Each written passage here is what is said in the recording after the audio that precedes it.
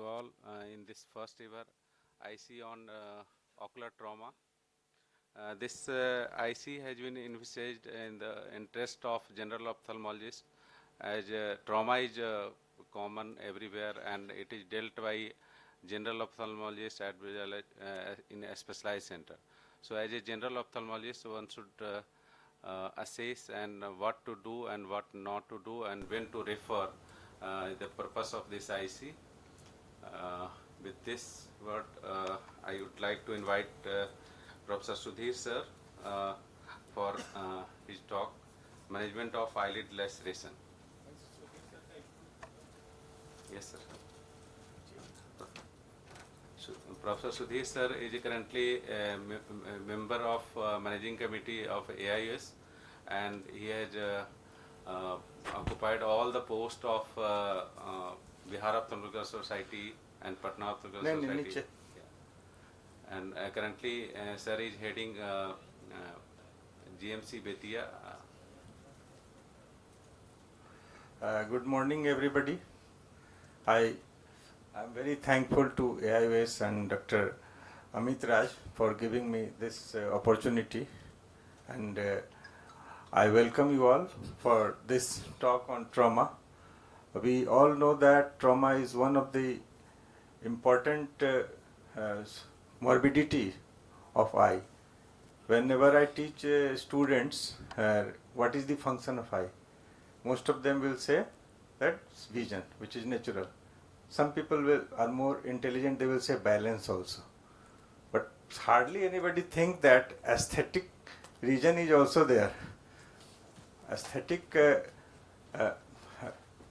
if you have a poor lid construction or poor face construction, there is a gross abnormality in the face that can also very discouraging for the patient, and he may go into low esteem. This is why injury to face as a whole is put under grievous hurt. So it has a medico-legal aspect also. It's not only academic thing that we know that this is an injury to the eye. What are the reasons why we should give more importance to the eye? Number one, it protects the eyeball itself. And whenever there is injury to the eyeball, if you see injury to lid, you must think that this may be harboring injury to the globe also. So this should be taken in a full perspective. So with any eyelid injury, this should be in the larger perspective, not in isolation. So whenever you think that there is associated or suspected structural damage, it must be explored to assess the overall injury. And all facial injuries bear cosmetic and medico-legal implications. So photographic as well as figures should be made on the BHT or record itself. And radiological help must be taken to rule out foreign body and associated fracture. इसमें patient का आपका identification mark plus signature वो सब भी आपको रखना चाहिए. अभी रिसेंटली हम इसमें पड़ गए थे, फंस गए थे एक्चुअली, क्योंकि आईलिड इंजरी कहीं जाएगा, अंत में आपके पास आएगा और आपको फिर जब रिकॉर्ड करके रिपेयर करके भेज दीजिएगा, उसके बाद फिर आएगा पुलिस कि आप इसमें बताओ क्या क्या हुआ था. तो पहले से ही करके रखना उचित रहता है. So primary care must be taken. Never try to forcibly open the eye. I have seen at least once that doctor tried to open it with Desmar's retractor, and there was perforated globe behind that, and that eye was lost. So it must be opened in OT under GA or LA, if whatever is feasible. And once associated systemic and ocular involvement have been ruled out. Why systemic? Because many a time the patient may be having assault over the brain, over the skull. Other bone may also be crushed or injured. So that must be taken care first, because save life first. Then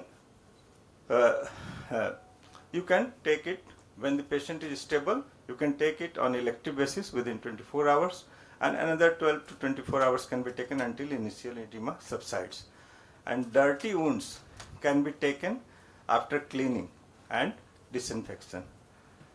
Dirty wounds means what is a dog bite, eyelid laceration. हमारे तरफ beer bite, भालू का injury भी बहुत common है. तो वहाँ पर basically they are potential cases of rabies also. Classically, dog bite and mammalian bite, usually we don't stitch because it has been said that this should not be done because it may accentuate the rabies incidence. So you must give vaccine. You must pay proper attention to this cleaning and disinfection as well as vaccination status, including tetanus. When we should refer those cases, this should be done only after giving primary care. So clean and debride the wound. Primary stay suture दे देना चाहिए. Even if you cannot do good surgery, at least that should be made accessible to the secondary surgeon. And antiseptic dressing and vaccination should be done. And preventive antibiotics should be started. And drying of the wound margin should be avoided. And when more skill is needed, like a flap rotation or cutler beard, etc., then you must refer those cases if you don't have that skill. And let us now discuss about eyelid margin repair. Success of eyelid repair depends on proper placement and satisfactory suture tension. Post operative notching of the margin, ये बहुत important है कि आप देखोगे कि नीचे की ओर चला जाता है मार्जिन्स, तो दैट में लीड टू recurrent trichiasis हो सकता है, exposure keratitis. So this should be done nicely. And if the edges, we will come in the few slides, the coming slides. And if edges are ragged, freshen them with sharp blade and make a pentagonal defect. And then palpebral conjunctiva should not be repaired usually because it comes with the posterior lamina to prevent corneal abrasion. And frost stitches should be given at the end. So in cases of superficial injury, if you take a bite like this, so that inner bite is larger than the superior bite, this will give slightly everted edges, which is needed in cases of stitching. In deep laceration, meticulous search for foreign body should be done by exploration and radiology. Exploration and evaluation for levator and orbital septum injury should be seen. A lacerated aponeurosis or muscle should be isolated and carefully repaired. Still there may be secondary ptosis. So you should not repair those secondary ptosis by 9 to 12 months because many a time there will be a spontaneous resolution even after 1 year. And if you see fat in the injury, this suggests septal rupture and it should be repaired.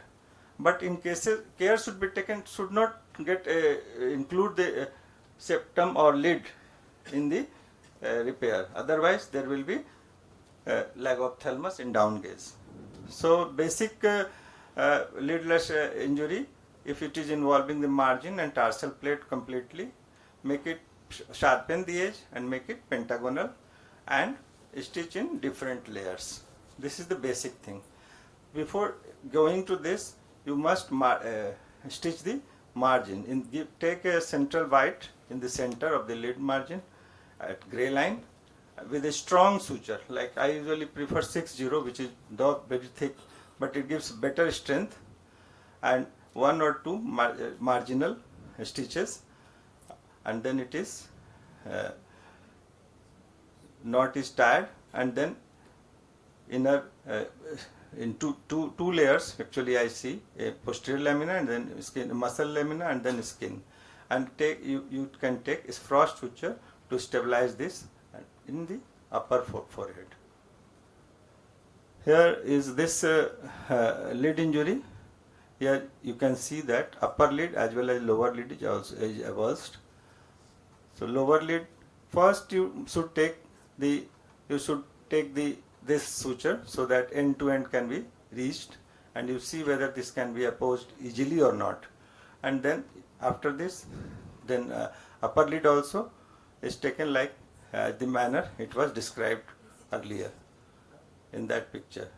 So you can see that after repairing the lower lid, upper lid margins are sutured first, and then other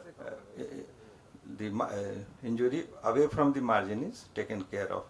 This picture was taken given by the courtesy of Dr. Sitesh Vats.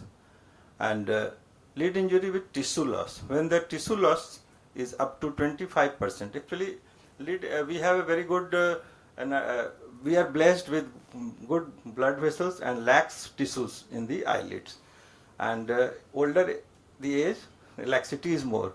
So you can see easily with moving this tissue whether this can be opposed or not. And for even in younger patients, up to 25% direct or there is no tissue loss, direct closure is possible. And when there is loss of 25 to 40%, lateral cantholisis with direct closure, and if 40% to 70% flap rotation procedures can be taken up, and if it is more than 70%, bigger procedures like cutler beard, mustardy, or even graft can be taken. What is cantholysis? Here, if you dissect the skin at the lateral canthus, you will find the tendon, and you can dissect this tendon into two parts. And then you undermine these things, and then you cut this lower crust, and then you stitch as we have discussed earlier.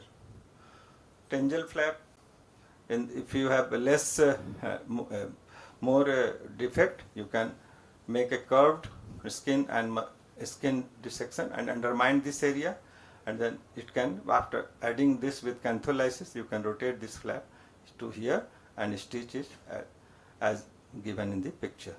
In the same manner, upper lid defect with tarsus still present can be taken up with the flap rotated here and stitched together, and then it is cut here and moved and stitched here.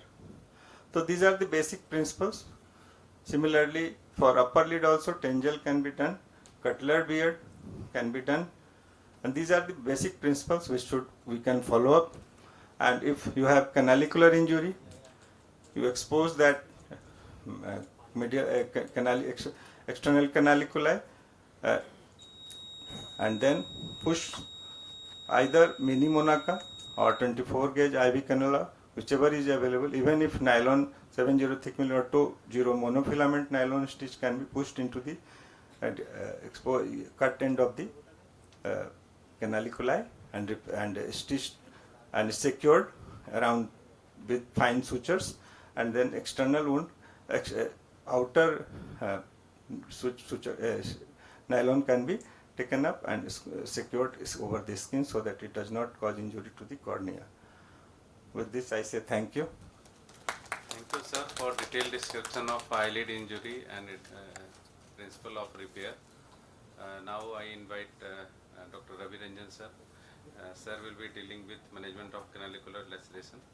Sir is director of Awadh Medicare, Bikramganj, and sir is a very known oculoplastic surgeon, and sir has presented papers in India and abroad.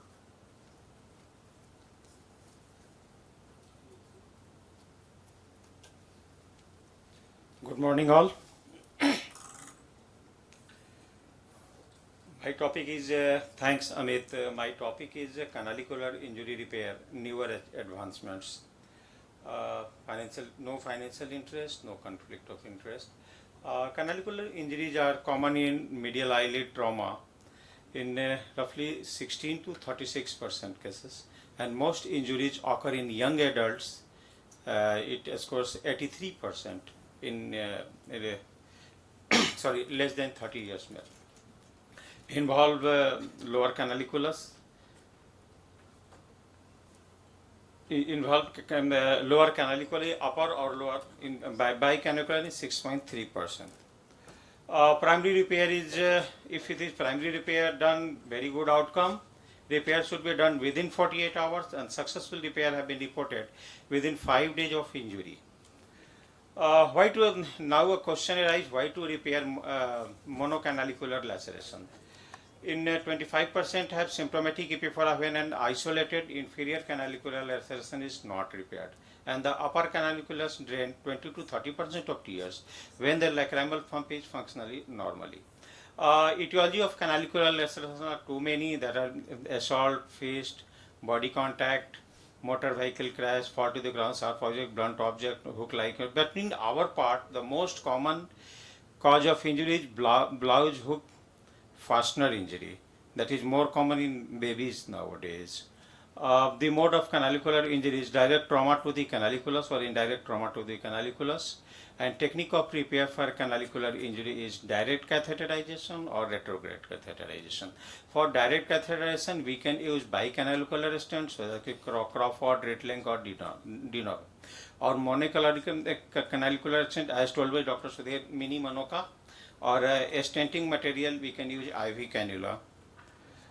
For retrograde catheterization, pictal probe can be used, and useful in cases of it is more useful in cases of monocanalicular tear, and disadvantage are damage to the common or uninjured canaliculus, and the risk of creating a false passage is there.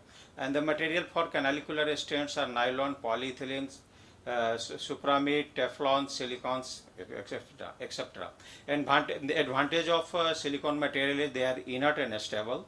Soft pliable silicone minimizes ocular irritation and tissue trauma and prevents stricture after repair and maintains proper alignment. And these are the canalicular stents: monocanalicular stents, mini Monoca tube, and binocular O'Donoghue tube. And bicanalicular stent, silicone tube attached to the metal rod at either end and pass through both canaliculi. It is tied beneath the inferior terminals with hooks, and we use this hook. Most commonly used in failed DCR surgery, can be an option. I should skip this. Yeah, mini Monoca stent, first developed by Dr. Fayad from France. It is a 30 to 40 mm long silicon stent, and the width is the 0.64 mm outer diameter. It is self-retaining and circular perforated collarity at one and connected to bulb via a small hollow tube. And the other advantage of mini Monoca stent is monocanalicular stent avoid manipulation of normal canaliculi, and self-retaining nature. There is no need to suture, and non-irritant collarity, and less traumatic passage, and relatively more rigid nature. And intranasal manipulation is not required in these cases. And the AIMS Patna study is there, and this is 12 patients with canalicular tear who were repaired with mini Monoca stent were reviewed, and mean age of the patient were 34 years, ranging from 9 to 58 years. Most of them were males in 92% of cases, and the most common mode of injury is roadside accidents followed by assaults, and the mean time following trauma to repair was roughly 12 hours. It ranges from 6 to 22 hours. And the out of 12 cases, 8 had isolated lower canalicular tear, only 1 had isolated upper canalicular tear, and 3 cases has both upper and lower canalicular involved. And the 2 patients had associated orbital fracture, 1 having open glove injury, and the stent exertion was seen in 2 cases, and 1 spontaneous having infected wound, and 1 following rubbing of the eyes. And the anatomical success was found in 11 cases, that is 91.7% cases, while the functional cases, that is absence of epiphora, was seen in 10 cases. And there are a few cases. This is a 35-year-old male, right lower canalicular, lower right canalicular tear, assault by fist, and this is repaired by mini Monoca tube. And this is a picture of post-operative day 5, and this is, and lower one is the picture of post-operative day 3 months, and this is the case 2, that is 3-year-old child, the right lower canalicular tear, trauma by metal bangles, and repaired by with a mini Monoca tube. And this is a picture of POD day 5. This is the middle one is post-operative day 3rd month, and the post-operative day 3 months. This is a video for a repair. This video courtesy Dr. Amit.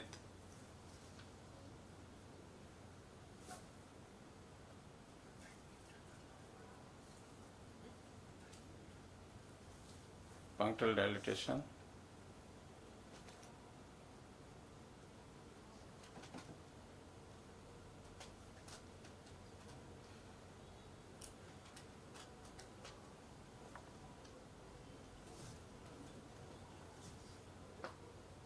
This way we engage the medial part.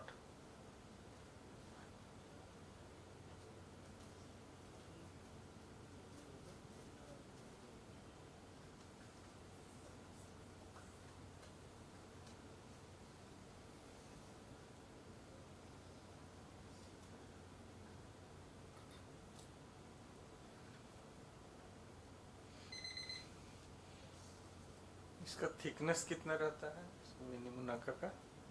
0.63 mm. Yeah.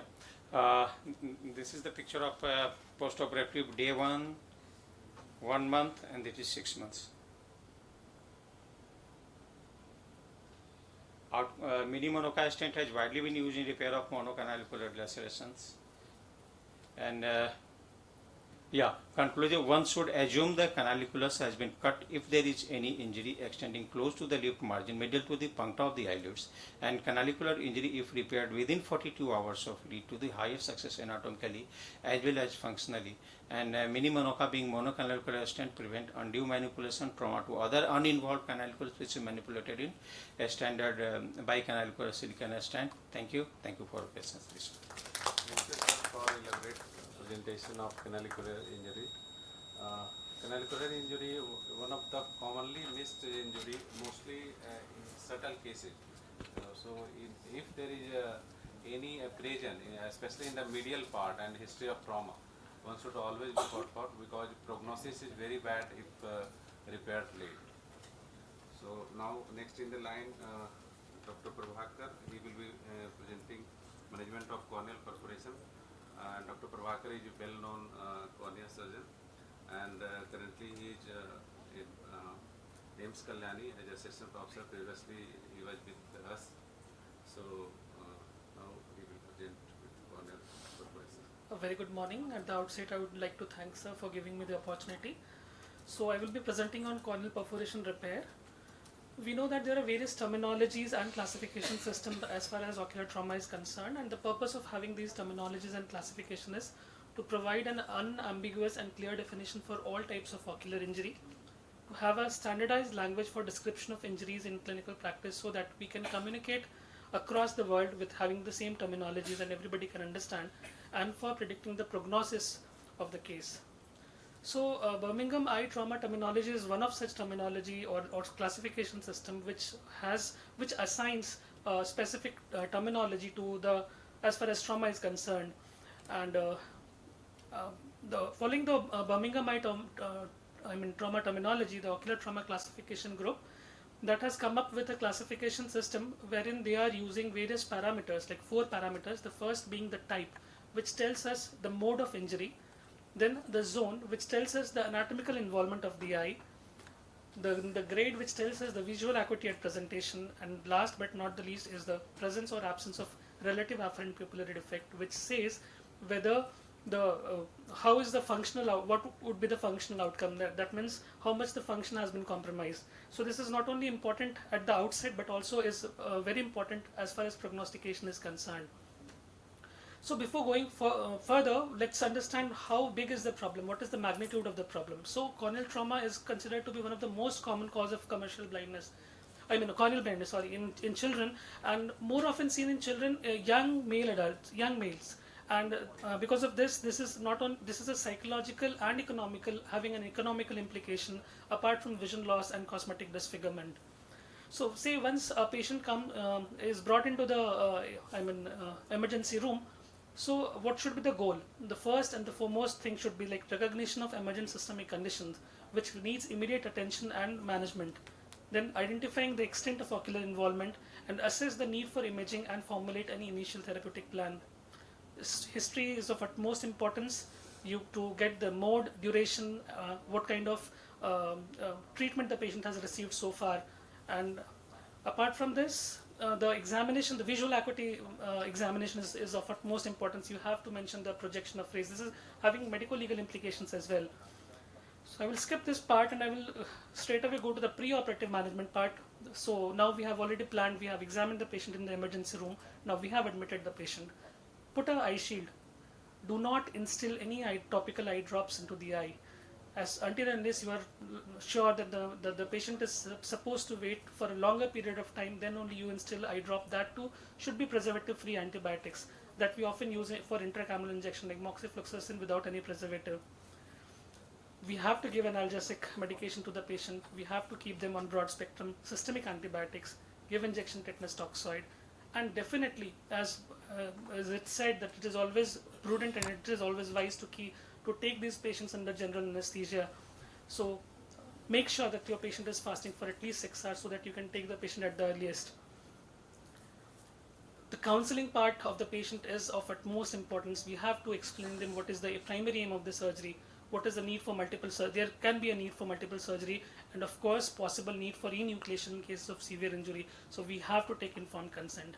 So the primary aim of any corneal tear repair is to have a complete watertight closure of the globe. So as I said, that we have to do it under general anesthesia preferably. While putting the speculum, we'll have to be very careful that we don't press onto the globe, otherwise there can be an expulsion. The side port entry should be made always away from the tear margin, and we have to maintain the anterior chamber with viscoelastic substance, and we have to use monofilament 10-0 nylon to suture the corneal wounds. The most important thing here would be the no-touch technique. In cases of trauma, we don't have to touch the tear margin, because being edematous and friable, the moment we hold the tear margin, it's going to there will be a tissue loss, and it would be very difficult to repair it further. So it's always a no-touch technique when we are repairing a corneal tear.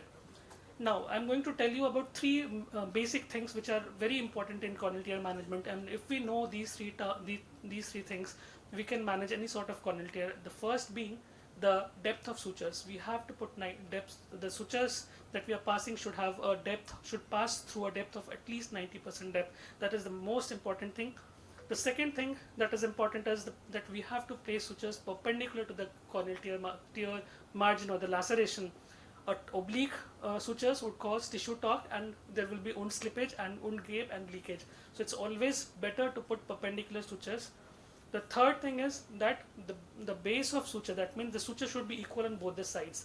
So this I am saying in terms of not from what we see from the anterior surface. Anticipate where would be the posterior surface, and the posterior surface should be equal on both the sides. So these 3 things, if we are taking into consideration, then definitely we can manage any sort of corneal tear.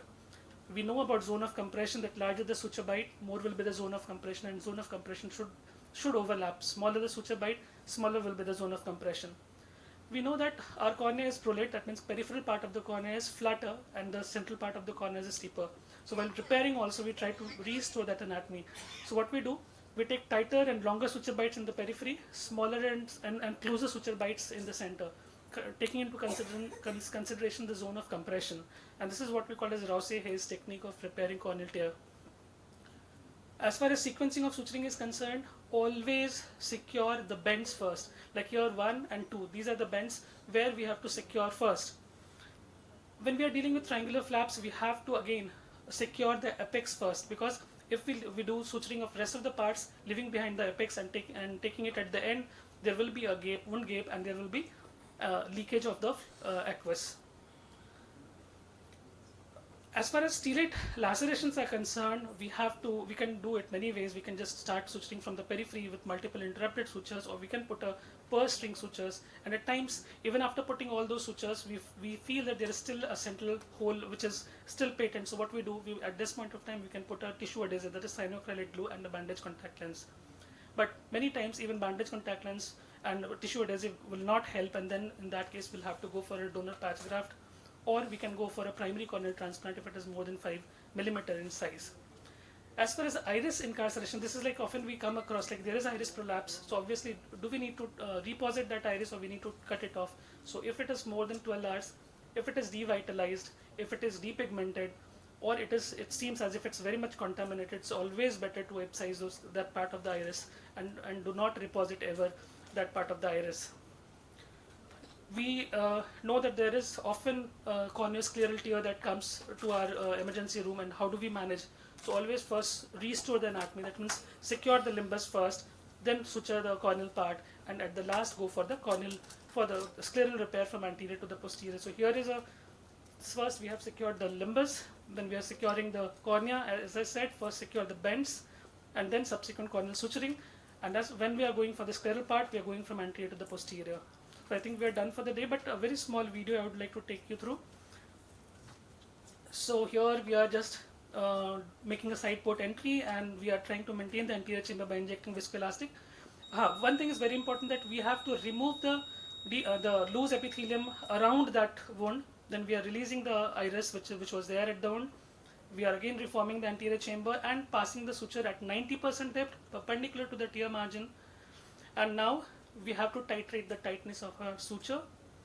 And every time we are tightening the suture, we have to ensure that the anterior chamber is formed. Otherwise, we will end up having a tight sutures. Thank you so much for your patient hearing. बहुत अच्छा था प्रभाकर, बस बहुत ही अच्छा था. Just जो तुमने video दिखाया उसी को मैं हाईलाइट कर रहा हूँ. आप लोग सब देखे होंगे wound ruptured है. He could have used that wound to fill the AC with visco, but he deliberately made another fresh wound at the limbus. This is the proper technique. One should never attempt to push the visco or air through the injured wound. This is very important. And one thing I would like to add, for scleral repair, we should not use 10-0 narrow. What you use? So either 6-0 Vicryl. This is important because strength of these two tissues are different. So stitches and sutures will be different. So I have different view. Basically for a scleral repair, basically it heals late. So ideal suture is 9-0 nylon. Although 9-0 nylon is not available, so one should go for either 10-0 nylon or even 6-0 silk can be used. Because Vicryl it tends to lose after 2 weeks generally.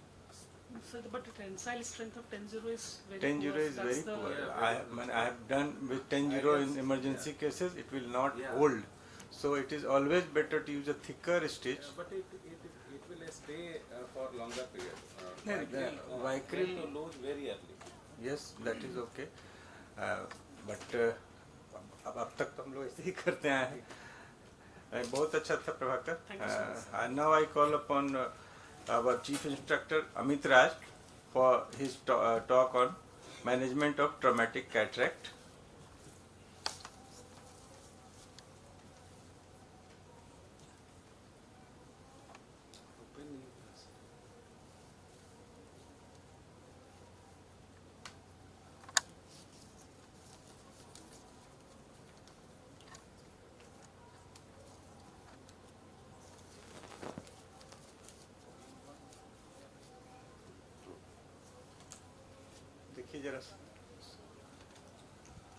So, good morning to all of you.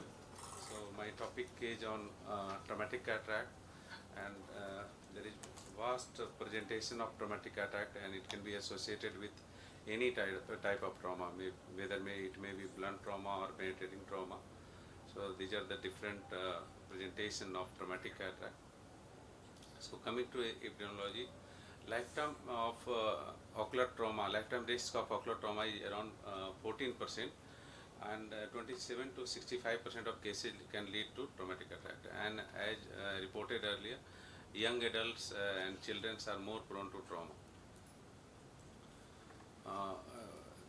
These are the risk factor: lack of protective gear, male gender due to their outdoor activity, they are more prone, rural residents and lower socioeconomic strata is again one of the risk factor. So this cataract can occur immediately or it can occur late. Immediately there is a rupture of anterior lens cells with seepage of aqueous into the lens fiber that lead to immediate cataract.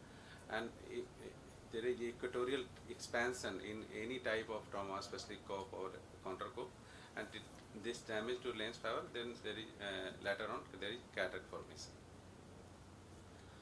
One should always take detailed history, mechanism of injury, how it occurred, time of when it occurred, ocular history, any other involvement of the any other structure, systemic comorbidities. So in examination, most important is the visual acuity. What is the presenting visual acuity? Whether patient is PR is accurate or inaccurate. If there is inaccurate PR, one should suspect some fundus pathology or vitreous hemorrhage, retinal detachment. Again, pupillary reflex is very important. Although it may not be able to elicit in every case intraocular pressure, one should measure. Sign of capsular damage, zonular damage should be seen. Dilated fundus examination, if possible, it should be done. And one should also rule out other associated ocular and orbital injury. There are different presentation of cataract. It may be membranous, row-shaped, soft white, or even total cataract. Role of investigative modality is again very important due to hazy media. So in many of cases you will not be able to see the status of fundus. So one should always take help of, if it is available, USG-B scan, UVM, OCT, CT scan. Again, there is a role of electrophysiological test. Suppose patient has PR is inaccurate, there may be RAPD. So one should take help of VP to prognosticate the case. Out of these three modality, again the sensitivity and specificity of UVM is highest compared to other modality like USG-B scan or entry segment OCT. So there is always two school of thought. Whether one should go for primary repair or secondary. Primary repair has its certain advantage like early visual rehabilitation, low risk of elevated IOP, reduced risk of developing amblyopia, less chance of synecdoche formation, and a reduced time and cost of hospitalization. While in secondary, when you are going for secondary after maybe 4 to 6 weeks, you will get quite eye, less inflammation, better visualization, and the better IOL power calculation and placement. So what are the prerequisites? There should be a good phaco machine with anterior vitrectomy attachment. Iris hooks, pupillary expansion devices should be there in your armamentarium. There should be backup 3-piece PMMA IOL and 3-piece IOL. Capsular tension ring should be there. And there should be high quality viscoelastic should be used, and there should be, if there is backup, vitreoretinal support should be there. So intraoperative consideration is phaco parameters should be on lower side, low bottle height. Staining of the anterior capsule is very important, and one should avoid hydrodissection because you are not knowing the status of the posterior capsule. So, I am showing 3 cases. Case 1, 22-year-old male presented with history of blunt trauma 1 month back, and there was 4 clock hour of lens subluxation.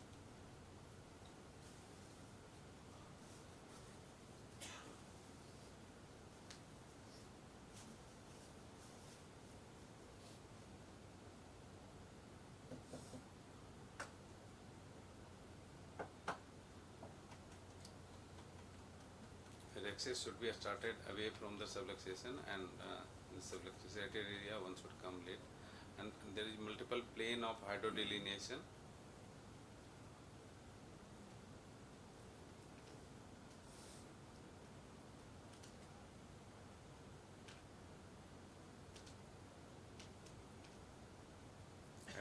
At this stage, CTR was implanted.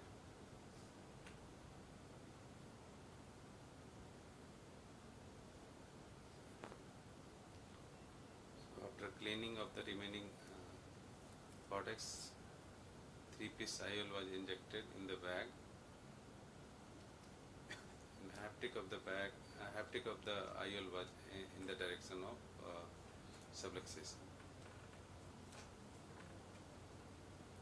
Second case, 45-year-old male, history of blunt trauma. There was Argentinian sign type of rupture of anterior capsule with total cataract formation. And intraoperatively, there was 3 clock hour of subluxation of lens.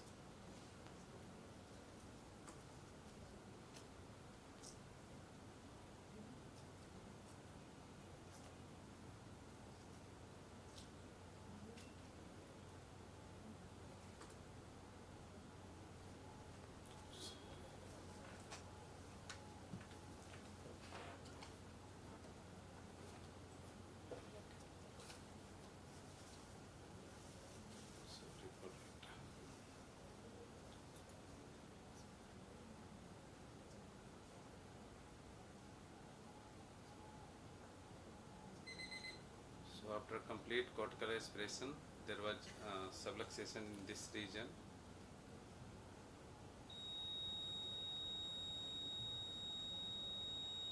So again, 3-piece lens was implanted in the bag, and a small capsular access was done. Third case, a 7-year-old male, history of penetrating trauma, 2 months back. There was corneal opacity post cell perforation. There was oval anterior capsular defect from 2 to 7 o'clock hour with thickening of capsular margin.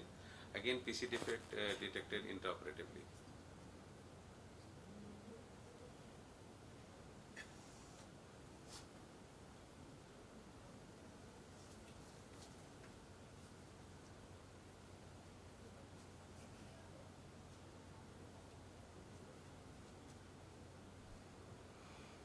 In most of the pediatric trauma, usually you don't need phaco, so IA is sufficient for most of the Yes. cases. Yes. And After completing vitrectomy, 2 nick was given to accommodate the lens, and it should come.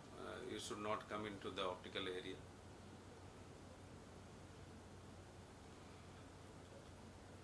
Again, 3-piece lens. was 3-piece implanted. foldable lens is lens of the Yeah, choice. yeah. And its direction was in the direction of the tear, oval tear, and it was optic capture was done.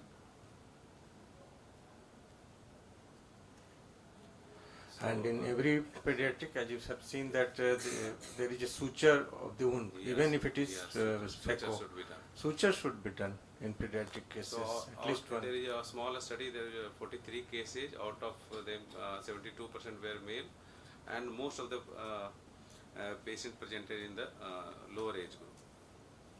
So my take-home message: what should one do as a general ophthalmologist? There should be thorough history. One should know mode of injury, time of presentation, rule out associated ocular and orbital trauma, control of inflammation and IOP is must, and must incorporate preoperative radiological investigation if it is available. Prerequisite should be available before surgery. Intraoperatively, parameter adjustment should be done, and there should be VR support, and if these services are not there, one should refer these cases. And one should not to forget for angle assessment and detailed fundus examination later on to rule out peripheral retinal tear or angle anomaly. So again, one should not miss retained intraocular or intraorbital foreign body. One should not miss jugular dialysis, PC rupture, and one should avoid hydroception. And one should avoid giving high expectation to the patient, because there may be damage to the cellular level. There may be subtle damage that can't be detected. Thank you very much. Thank you, Amit, for such a nice presentation. I forgot to introduce you. Dr. Amit Raj is professor and head at AIIMS Patna and is a very good teacher. And now I invite Dr. Subhas Prasad. He is one of the terrific phaco surgeon and refractive surgeon at Bihar and known all over India for his surgical skills and knowledge. Thank you, sir. I wish you did not tell me terrifying surgeon. So One thing I want to add. भाई अंग्रेजी कमजोर है मेरा, कुछ भी हो सकता है. There is anterior to posterior segment surgery. Sir is very good surgeon. I have seen him. So let me Sir, start. I have It's seen time him time doing is ticking away. buckling and vitrectomy. Pole to pole surgeon. Thank you, Dr. Amit, for allowing me in your IC. So glaucoma is an important problem which occurs after trauma. So traumatic glaucoma is a type of secondary glaucoma that develops following blunt or penetrating ocular injury. The glaucoma which occurs entails several mechanisms by which the glaucoma occurs after trauma. There are various factors which play into developing glaucoma after trauma. So there can be types of ocular injury which can produce glaucoma, like it could be blunt injury, open globe injury with or without foreign body. There can be radiation injury, chemical injury, thermal, but I will limiting to this blunt or open globe injury. It can occur early or can even manifest very late, even months together. So these traumatic patients must have a very regular follow-up. Trauma occurring after blunt injury, it can occur in a way that whenever there is injury to the globe, there is anterior-posterior compression of the eyeball followed by equatorial expansion, and this creates injury to several rings of the tissue, and the maximum force is transferred to the angle structures, and that's the reason that it causes injury to the angle, causing injury to the trabecular meshes, producing the angle recession and cyclodialysis cleft, and then lead to the glaucoma. These all lead to the glaucoma. So early onset glaucoma could be due to trabecular disruption, hypema, iritis, the inflammatory part, or choroidal hemorrhage. Late onset it can be because of angle recession, ghost cell glaucoma, hemolytic, hemosiderin, or due to lens subluxation or dislocation. The trabecular meshwork may be disruption, may be partial tear or superficial tear or full thickness tear. It can have various kind of presentation, like early rise in intraocular pressure or even the chronic rise in intraocular pressure due to the fibrosis of the structures. What we see usually in our clinical setting is hypema. So this is very important clinical sign which we usually come across in these patients. The source of bleeding are mainly two. The first is the anteroposterior compression causes equatorial expansion and tearing of the blood vessels at the ciliary body and stromal iris, or there can be damage to the fragile blood vessel due to sudden rise in intraocular pressure. These blood cells causes obstruction of the trabecular meshworks, and this hypema creates more problem in patients who are have sickle cell anemia because of the deformed RBC, which does not actually gets cleared through the trabecular meshwork. There can be associated inflammation that is very commonly seen in these patients, like iritis or trabeculitis. This can again lead to rise in intraocular pressure. Sometimes there can be acute rise in IOP because of the choroidal hemorrhage, but usually seen in those patients who are in anticoagulant. Late onset glaucoma classically described as angle recession. Angle recession, what is angle recession? Actually, there is a tear between the longitudinal and circular layers of the ciliary muscles, which can be seen in gonioscopy as enlarged or widened ciliary body band. As per angle recession per se does not cause rise in the intraocular pressure, but it signifies that there is a severe injury to the angle structure which causes scarring and decrease in the outflow facility. And 5% of the patient develop glaucoma if the involvement of the angle is more than 270 degree, and nearly 1/4 patient with almost 360 degree of angle recession can develop glaucoma. Ghost cell glaucoma is another important things which can be seen in patients who have undergone trauma and later on develop vitreous hemorrhage. This usually occurs after few weeks.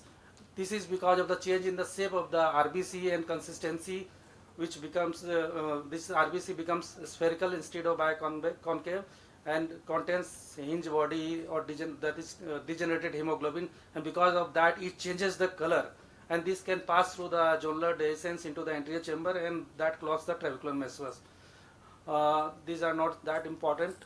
So lens dislocation subluxation, as described by Amit Raj, can be very good.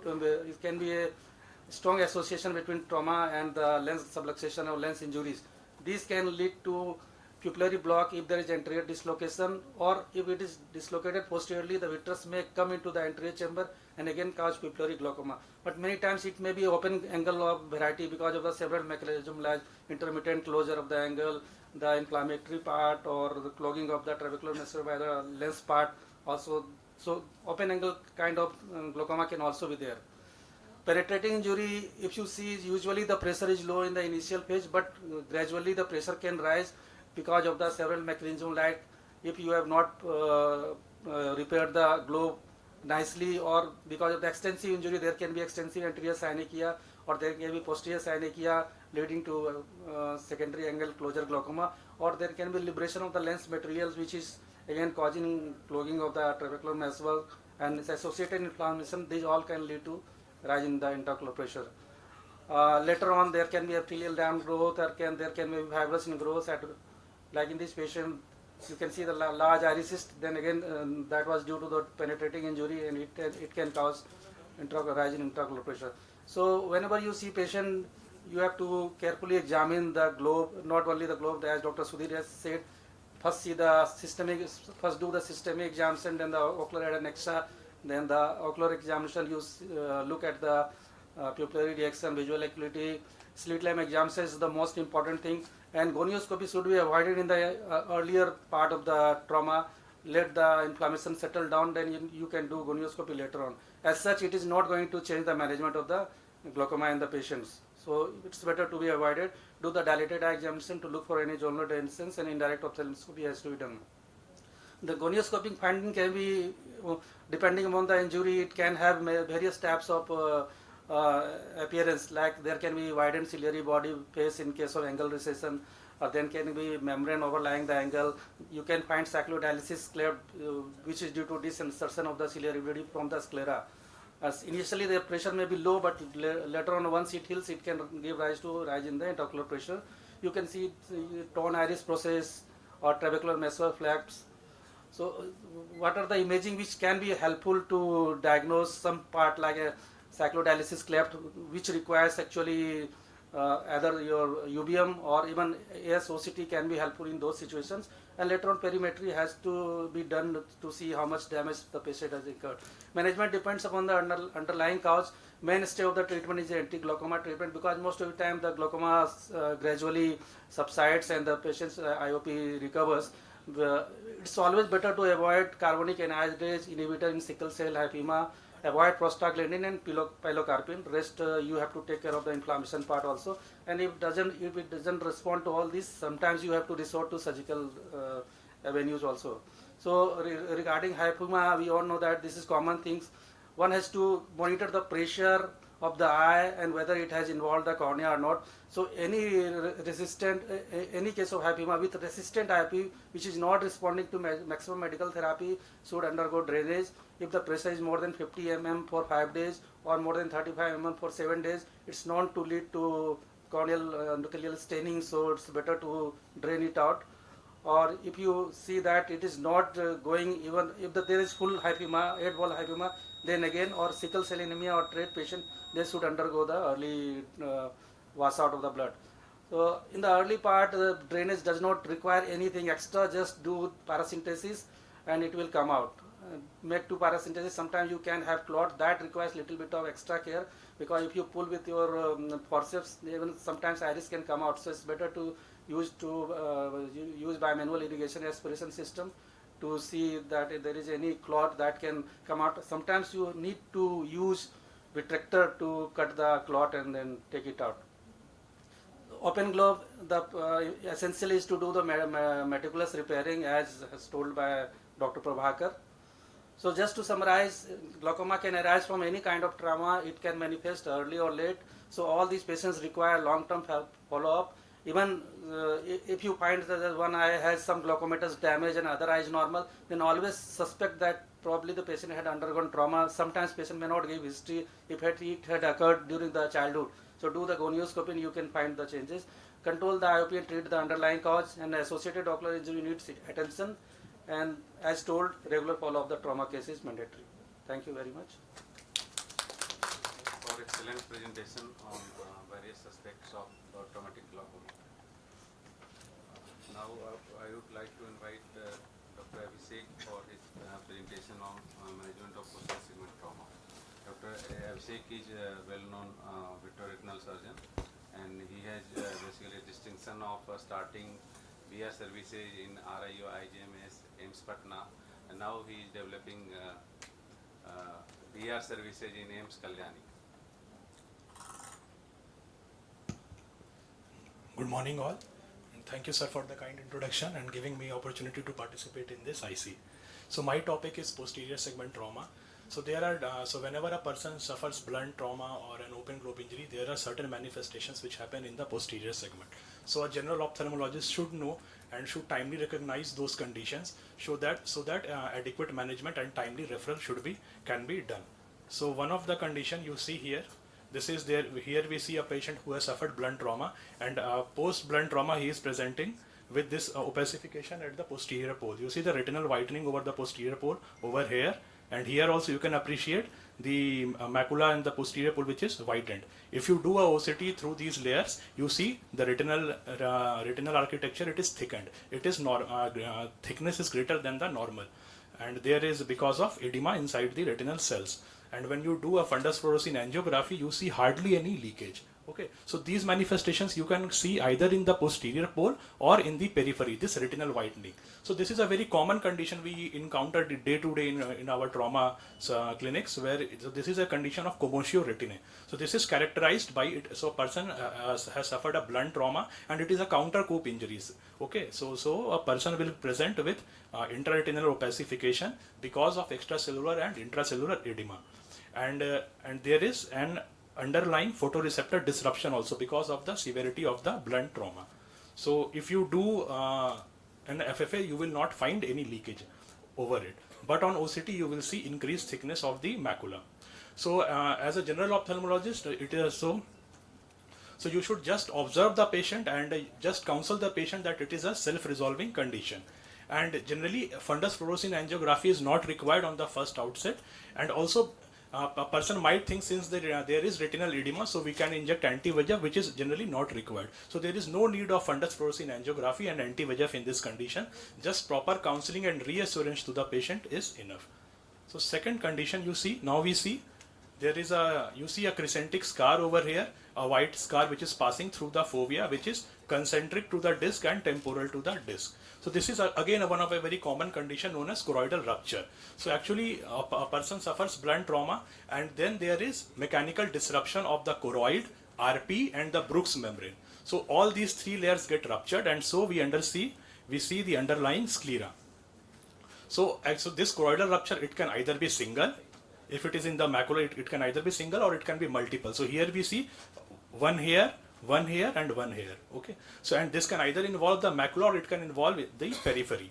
The nature is it is generally present temporal to the disc most of the times, and it is arranged in a concentric pattern. It will be concentric to the disc, and it just denotes that the RPE, Brooks membrane and the choroid has got ruptured. So as a general ophthalmologist, this patient should be on regular follow-up. Why? Because in later in life they can develop choroidal neovascularization. So we will see a case over here. Here a young patient who suffered blunt trauma, presenting just few days after the trauma. You will see here there is subretinal hemorrhage, and you see a faint scar, a faint whitish line which is passing across the macula. If you do an OCT, you see this is the Brooks membrane, RP Brooks membrane, and you see a focal disruption of the Brooks membrane over here. So actually, this is a choroidal rupture. So when you follow up this patient after 4 months, now you see the hemorrhages have resolved, and now you can better delineate this whitish crescentic scar. This is the choroidal rupture, and now again when you do the OCT, now you see over. This was the area of the Brooks membrane rupture, and now you see what? You see a hyperreflective material, hyperreflective membrane just beneath the RP, which is denoting an early development of choroidal neovascularization. So as a general ophthalmologist, what you should do, you should always keep these patients in close follow-up. Why you should, and on follow-up, you should ask for metamorphopsia or waviness of the straight lines, which is an early sign for a development of choroidal neovascularization. You should, and whenever a patient suffers trauma, you should always check the whole of the retina, because choroidal rupture might be associated with retinal breaks in the periphery. And on follow-up, whenever you suspect choroidal neovascularization, you should do an OCT and you should do a fundus fluorescein angiography in these cases, because in these cases they will leak and it will be a telltale sign of choroidal neovascularization. And here, once a choroidal neovascularization develops, then you have to treat this patient with anti-VEGF. And what you should not do, you should never lose follow-up of these patients. So coming to a third, again a very common entity post-blunt trauma. This is a traumatic macular hole, which is a very clear-cut diagnosis. It is actually a spot diagnosis. a very well circumscribed round macular hole, and if you do a OCT, you will see intra elevated edges with intraretinal edematous changes and also with surrounding cuff of subretinal fluid. The hole diameter generally depends upon the severity of the blunt trauma, and it can range from 500 to 1500 microns, and accordingly the vision will also can range from 6/12 to hand movement close to face. So if encountered by the general ophthalmologist from the first instance, if the hole is small, around 500, and vision is fairly good, 6/12, you can observe the patient for 2 to 3 months because some of them spontaneously close. But if the presenting symptoms, if the presenting signs are very severe with a large macular hole, then you should refer the patient to the VR surgeon. And also guarded visual prognosis must be explained, because these cases of traumatic macular hole, there is some component of traumatic optic neuropathy also. So even after successful closure of the macular hole, patient might not gain vision. So these has to be explained to the patient. And also in every case of blunt trauma, always check for the retinal periphery to rule out retinal breaks or retinal dialysis. And what you should not do, you should never overpromise that your visual recovery will come back because of the component of traumatic optic neuropathy. And also there is no need for prophylactic laser along the or barrage laser on the macular hole in anticipation of the retinal detachment, because it never happens. I have never seen a case of traumatic macular hole going into retinal detachment. Again, now coming another commonality post blunt trauma, retinal detachment. So this can present to the general ophthalmologist in the first instance, and what we should look for, we should do a thorough retinal examination and rule out and look for what? Retinal dialysis, giant retinal tear, or a horseshoe tear, and vitreous base avulsion. So giant retinal dialysis and giant retinal tear, they look exactly the same, but what is the difference here? Retinal dialysis, it is avulsion of the retina from the ora serrata. Okay, so you will never see an anterior flap, but in giant retinal tear you will see an anterior retinal flap. This is actually what retina has disinserted from the ora, so there is no retina over here.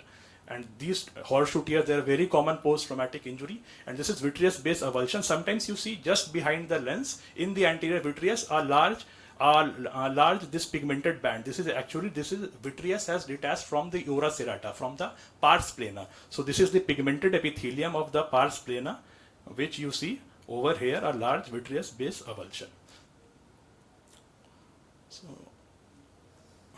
So another some persons after suffering a very severe blunt trauma, we see some cases of optic nerve avulsion also. So how do we recognize? So here there will be history of severe blunt trauma where a high speed flying object has just grazed tangential to the globe.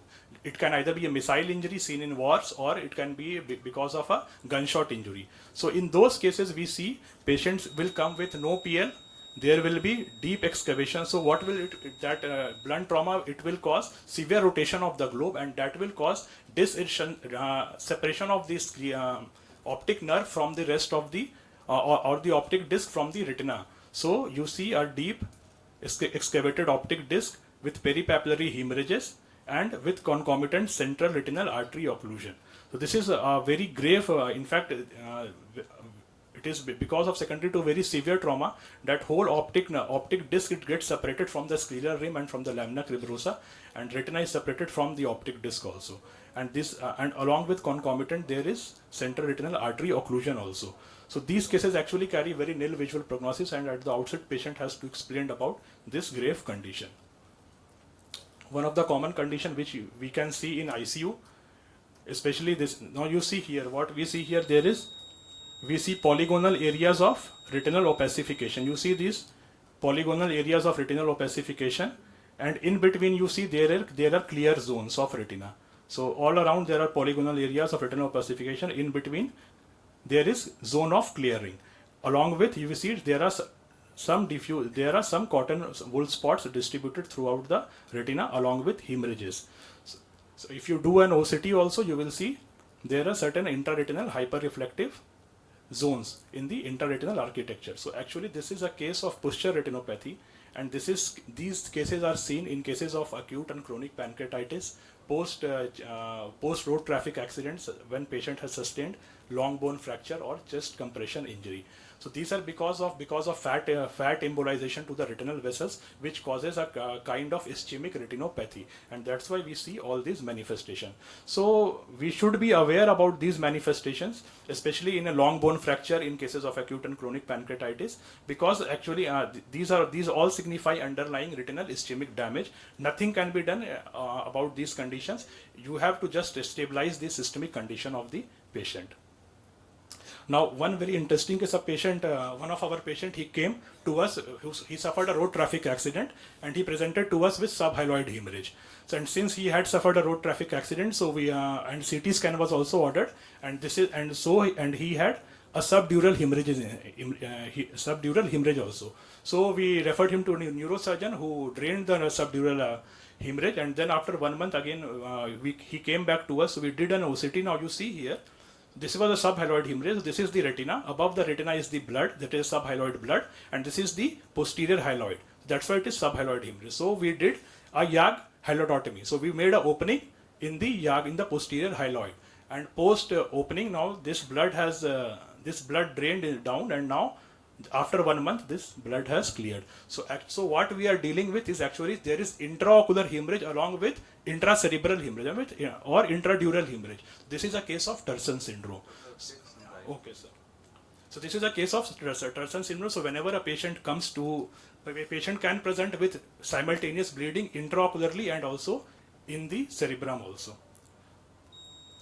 So last case, which very common in our part of country, is the chisel and hammer injury or gunshot injury. So this piece of iron can fly and it can hit any part of the eye, and patient can present with very subtle corneal injury, which we might miss in a very cursory examination. So we have to do a detailed examination. We have to look for the corneal wound. It can be either this small or a very faint wound can be there, or a very subtle iris iron chip can go and it can damage the iris sphincter also and cause a very subtle iris wound. But actually, what we don't have to forget, we have to examine the retina, because an underlying a large metallic foreign body can be there. And if the media is hazy, then we can order a CT scan which can easily detect the intraocular foreign body. So this should also not be missed, and adequate timely referral to the VR surgeon should be done. So finally, to conclude, every ophthalmologist should be familiar with the posterior segment manifestations of the trauma, because a timely and thorough evaluation is very critical for early institution of treatment. And also they should be aware of the potential late complications. And also, every traumatic patient, they should be stressed about the use of protective eyewear in the fellow non-traumatic eye, which is still intact. So thank you all. Thank you, Dr. Amit, for detailed discussion on various manifestations of posterior segment trauma and highlighting what are the do's and don'ts the level of general ophthalmologist. Now, our last presentation is with Dr. Gyan Bhaskar sir. Sir will be dealing with management of orbital trauma. Sir is head of oculoplasty unit in IGMS Patna, and currently chairman scientific committee of Bihar Ocular Society, as well as secretary of Patna Ocular Society. Thank you, Dr. Amit. First, I'd like to thank AIOC and Dr. Amit for this opportunity. I'll be discussing about the orbital trauma. As we know, the orbital injury is common and mostly due to the traffic accident or blunt trauma or any kind of injury, and may involve the whole of the eyeball, orbital soft tissue, bone, or both, and may lead to the sight-threatening condition as well as the facial disfigurement. So a thorough evaluation and appropriate management are essential to save the sight and prevent the disfigurement. Regarding the history and examination, to find out the nature of the object impact on the orbit, to know the mechanism of injury, is it blunt or it is penetrating injury, and also direct of impact. And knowledge of the mechanism of injury indicates the likely injury and help plan management. These are the consequences of orbital trauma. It may occur orbital fracture, orbital hemorrhage, orbital foreign bodies, orbital emphysema, and globe subluxation. You can see in the picture, patient is presented with us with such type of blunt injury or any kind of injury. The orbital fracture may be limited to the orbital skeletal only, or it is associated with the other fracture of the facial skeletal like maxillary fracture, naso-orbital ethmoidal fracture, or zygomatic fracture. Regarding the orbital skeletal fracture, limited to the orbital only if the blood fracture is the most common, and generally due to the size of the object is more than 5 centimeter size, and mainly involve the floor and medial wall. Two mechanisms, basically buckling theory and the retropulsion theory advised by Smith and Regan for the mechanism of trauma. And when we discuss about the blood fracture, it may be pure blood fracture and impure blood fracture. Pure blood fracture is fracture orbital bones only and not involve the orbital rim. Orbital rim is impact. In impure blood fracture, fracture is orbital bone associated with the fracture of orbital rim and may involve the floor, medial wall, roof and lateral wall. And if the floor fracture, its effect will be the herniation of orbital content and interpret of the inferior rectus muscle and damage to the infraorbital nerves, and which lead to the diplopia or intraorbital numbness, periocular ecchymosis, and enophthalmos and orbital emphysema. It can be diagnosed by the X-ray, simple plain X-ray. We can go over water view. But sometimes we miss the fracture in plain X-ray, then we can advise computerized tomography with plain or enhanced to know the site and size of fracture. Regarding the management, initially we manage by broad spectrum antibiotic and oral steroid to prevent the fibrosis, and patient asks no nose blowing. But sometimes non-surgical management can be wait and watch. Wait and watch. There is no significant enophthalmos or marked hypoglobus or no interrupt muscle or tissue. If fracture is less than 50% of the floor, not displayed fracture, or there is a lack of diplopia. But it should be treated by the oral antibiotic and short course of steroid. In cases of surgical management, there is a classical guideline widely accepted for the intervention if there is diplopia with positive force reduction test and enophthalmos exceeding 2 millimeter, 2 millimeter, that is cosmetically unacceptable. A large fracture involving at least half of the orbital floor we can go for the surgical management, and this can be an immediate intervention is required when there is a diplopia with the CT evidence, interrupt muscle or periorbital tissue with non-resolving oculocardiac reflex, or patient is having the bradycardia, then we can have an immediate intervention. And delayed intervention, we can wait till sometimes mostly 7 to 14 days to resolve the edema and subside the condition. But keep in mind that if we delayed the repair by 14 days, then there is an increased scarring the orbit. Surgical approach should be the transcutaneous approach or transconjunctival approach, or the transantral approach can be done. And these are the implant we can use for the repair of the floor of the fracture. And this is a short video of the patient having the palate injury with retained intraocular foreign body with ankyloblepharon. The ankyloblepharon or release with the separation of the two leads. Thus we see a specialized passage from upper and lower fornix. Just separation of the two leads was done, and then followed by the enucleation with the implantation of the silicone Palma implant. This is the process of enucleation. Peritomy was done and all the muscle were separated. Globe